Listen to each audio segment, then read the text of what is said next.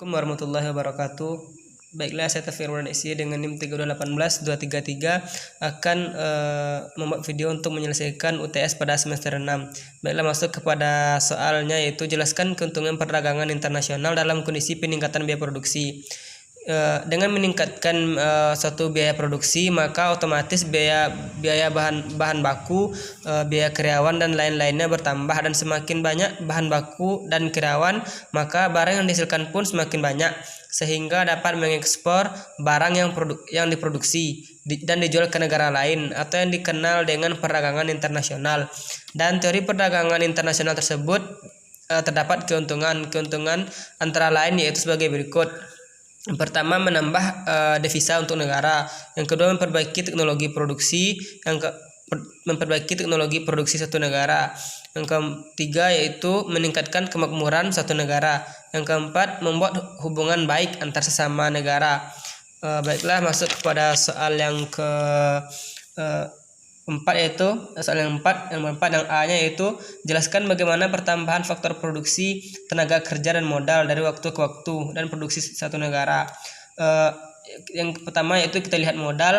Semakin besar satu modal usaha, maka akan semakin besar pula produksi yang dihasilkan sebuah negara. Dan seiring bertambahnya waktu dengan laba yang didapatkan dari kerja tersebut, maka laba tersebut bisa dimanfaatkan kembali untuk menjadi modal.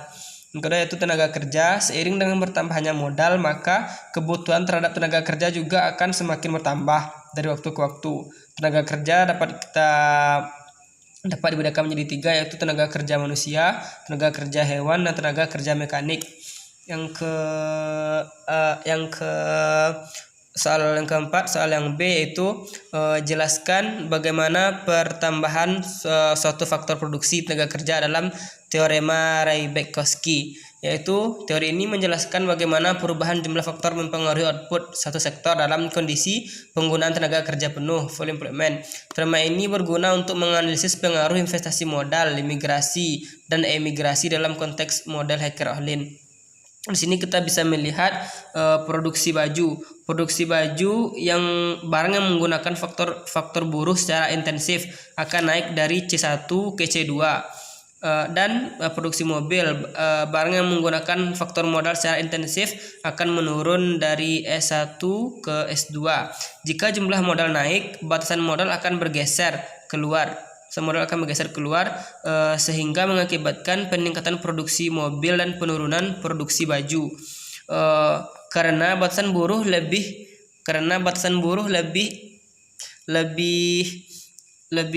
awam daripada lebih curam daripada batasan mobil.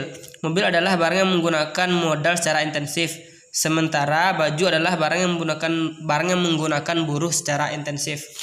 Baik, kita masuk kepada soal yang nomor 5, yaitu jelaskan segitiga perdagangan pada negara kecil akibat adanya pertumbuhan faktor produksi. Di sini ada kurvanya, yaitu kita buat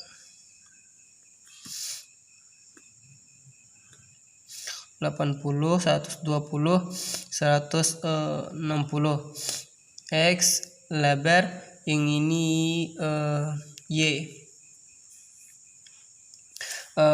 Baiklah, yaitu mula-mula satu negara produksi, yaitu dengan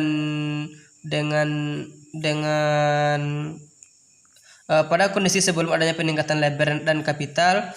Sini kapital, dia berada di titik B, yaitu 40 ke dia berada di titik B. Di titik B dengan yaitu sebanyak 70x dan di sini ada 15y dan di sini 15y. Kemudian pada saat kondisi seperti ini, kita tarik garis lurus, yaitu P, di mana PX per PY sama dengan 1. Maka sudah bisa terjadi perdagangan di sini karena harga relatifnya sudah sama dengan 1. Kemudian dilakukan perdagangan oleh satu negara. Dia menukarkan X untuk mendapatkan Y. dia menukarkan X yaitu sebesar 25. X untuk mendapatkan Y 25. Kita tarik di sini untuk mendapatkan Y 25. Maka untuk mendapatkan Y 25 di titik tersebut tadi ditukarkan untuk mendapatkan Y 25, berarti di sini 25 untuk mendapatkan Y 25. Jadi 25 ditambah 25 sama dengan 50. Di sini sudah terjadi segitiga perdagangan. Dan ini yang disebut dengan kurva indifference. Dan ini disebut dengan kurva indifference. Kemudian di sini ada dan inilah yang disebut dengan kurva indifference. Sekian video dari saya.